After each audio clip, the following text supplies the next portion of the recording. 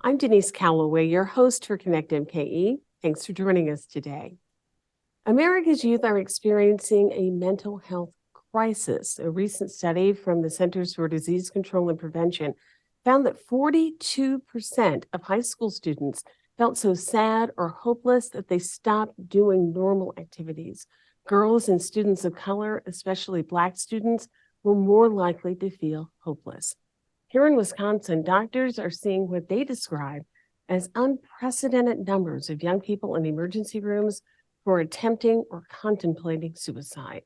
What is happening to the mental health of our young people, and what can we do to help them? As part of Sinclair Cares, a month-long effort by our parent company, Sinclair Broadcast Group, focusing on mental health, we'll examine this troubling issue on today's program. Joining us is Dr. Kristin Miles, a licensed clinical psychologist who oversees inpatient clinical programs at Rogers Behavioral Health in Oconomowoc. Dr. Miles, thanks for being with us. This information is obviously concerning. What is so negatively impacting the mental health of our young people, especially our girls? Absolutely. Great question. So I think there are several factors at play here. I think the most common and core factor that affects all people is this desire to feel like they are connected and they belong. And I think there's a lot of factors that have caused us to become more disconnected. One of those is COVID. COVID caused a lot of loneliness, a lot of disconnection. It forced us to try to find different ways to connect, but not everybody was able to be successful at that. Similarly, there's a lot of desire through society and pressures through society to provide you with who you should be. And if you don't line up with that, then it doesn't always feel very good to you. And that persistence of hopelessness and depression and anxiety about trying to live up to a standard that maybe isn't right for you can really be difficult. One of the things that study did was it looked at trends over a 10-year period of time. And it found that over those 10 years, those feelings of hopelessness and persistent sadness increased in every single racial and ethnic group. What does that tell us about the long-term health of our mental health of our young people? COVID exacerbated everything, but for young people, it seems like this has been a growing trend. Yeah, absolutely. I think it's just that continuing struggle of trying to be who we are and be accepted as such. I think that as a overarching society, we have tried to take good steps in the direction of accepting people for who they are. And I think we have a long ways to go still. I think our youngest people are really struggling with a lot of that because they're exploring who they want to be while getting pressures of who they're supposed to be and who fits in and who's accepted and who's not. When they aren't able to put together who they are versus who they're expected to be, it can really persist those emotions. And I think that in the varying cultures and the varying identities that exist out there, it gets more complicated when you're not part of the mainstream. That is particularly true for LGBTQ plus young people.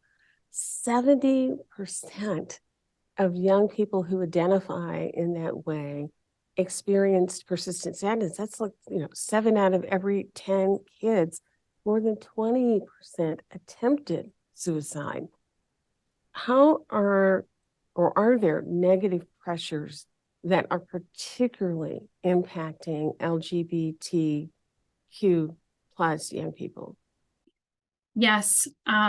When individuals who are from that particular population are not supported, whether that's at home, at school, with their friends, that those pressures are so much more significant. This is a historical experience that people have felt for a very long time, that they didn't fit in, they weren't right, there was something wrong with them.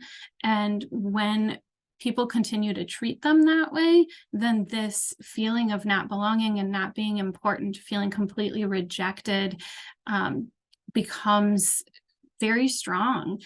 And when you start to feel that way, you feel hopeless about being able to change. You feel like you are not going to amount to anything. And sometimes people even tell you that, or tell you that who you think you are isn't worth anything. And if you hear about that day after day, you're not going to feel like anything will get any better, which then leads to that continued cycle of feeling worthless and like you are not going to be you're not going to be of any value to anybody, which simply is not true. I just want to make that point. Yet I understand why a lot of people are feeling like the rest of the world is telling them that. Especially because there certainly seems to have been an acceleration. Some people in the community feel that they've actually been targeted.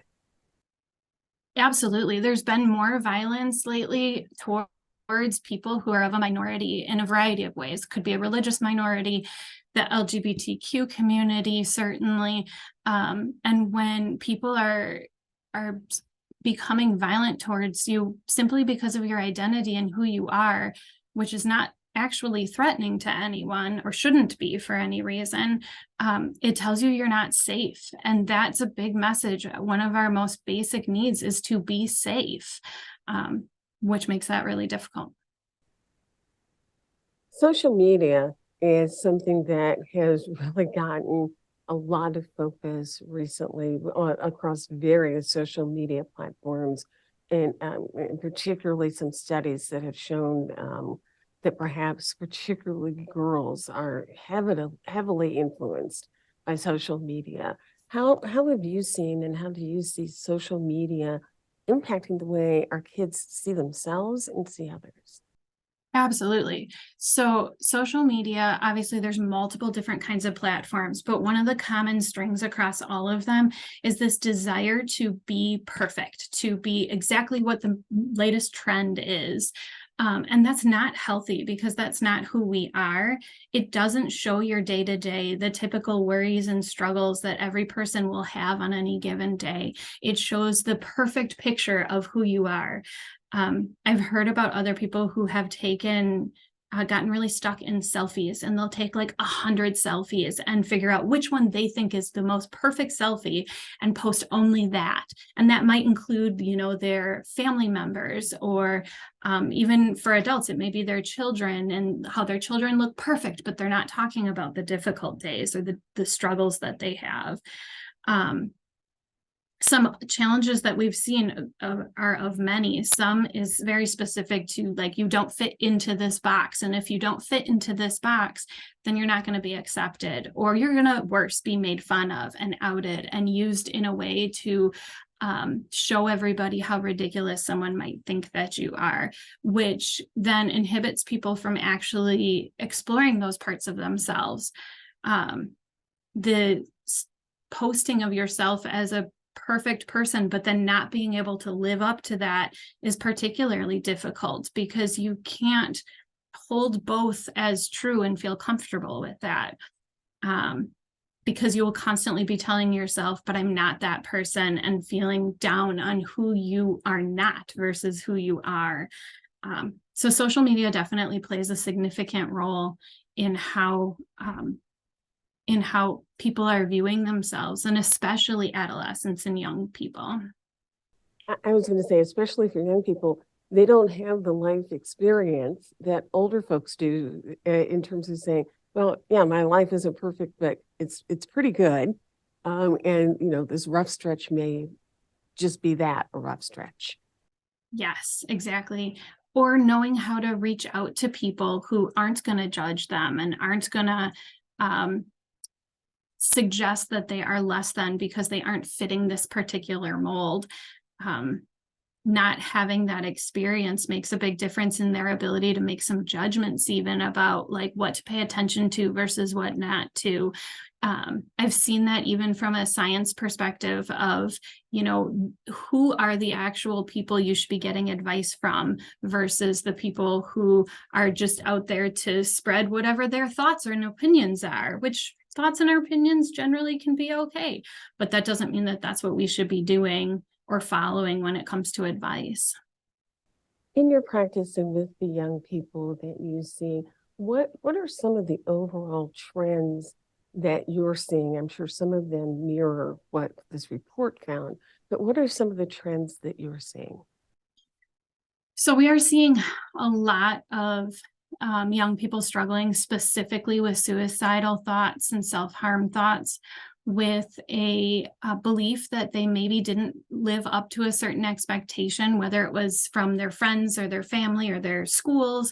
And as a result, they feel like they need to punish themselves in one way or another, or that they will never be able to live up to that level, making it really hard for them to believe that there's anything else they can do. Now, on the more positive side, we also see people who are reaching out for help, who want to get better, who believe that maybe with some different experiences, they can get better and can do better. And that hope really is out there, and really want that to be out there. I also feel like there's been more and more adults who have been willing to hear the education about how to help and how to support the young people. And so I want that to persist, certainly, too. As people who have young folks in our lives, what things do we need to look for that tell us young people are in trouble? Absolutely. Good question. I think the first thing that comes to mind is um, looking at any significant change you see in how they are interacting with the world around them. Most commonly, that's going to be an isolation or withdrawal from regular life, from enjoying and engaging in the things that they typically enjoy doing, being with their friends, being with their family. And if they start to stop doing those things, then you might want to get concerned and ask them about what they need and what's going on, while doing it in a very non-judgmental way. Kids are really good at picking up on whether or not someone is able to handle their big stressors, their big problems, the things that are weighing them down. And if they don't feel like someone can handle it, they're not likely to tell you about it. How do we listen to young people when they do come to us, or when we need to have those conversations? How do we listen? Well, first thing is actually just listening, hearing what they're saying. When they tell you that they're struggling, respond that you hear that it's been really tough, rather than saying, well, your life is not so bad. Validating their experience and their emotions, because those are valid for them. Every person's emotions belong to them alone, and someone can't tell them how they feel or should feel. In addition to that, providing that safe space for them, that they can give you how they're experiencing without you having a judgment on it right back to them. And then I'm sorry, there was another thought I had. But the safe space being one of the most important pieces, because it allows them a place to be able to put that without worry of how someone may react to it. And do we need to also kind of look at ourselves as adults and say, are the expectations that we have of kids, either verbally or through our actions, do we need to pull back on that and temper that a bit? Absolutely. That's something I see really often, is that I think adults sometimes forget what a developmental level from child on through adolescence actually is, what they're able to do. I think another really important point is what they have the skills to do. So sometimes you might be asking someone to do something that they just don't have the ability to do, because they don't know how, they don't have the tools to do it. And so before we can ask them to move forward with an expectation that doesn't fit, a simple example would be, somebody completing an algebra problem who's never done algebra before. That's not fair to ask them to complete that. In the mental health world, it might actually be the words calm down, but I can't calm down. I don't know how to calm down. This emotion is too big, and I can't do different than what I'm doing right now. And so until we give them the tools to do this, we can't expect that they're going to be able to follow through on it. Dr. Miles, thank you so much for being with us today and for providing us with just advice on this that is so important on how we are able to work with and help our young people. If you or someone you know is experiencing a mental health crisis, Call 988, the National Suicide Prevention Lifeline. You can also reach out for help to Rogers Behavioral Health at rogersbh.org for more information on the services it provides. Coming up, we'll learn about a new program launched by one of Milwaukee's oldest civil rights organizations. Stay with us.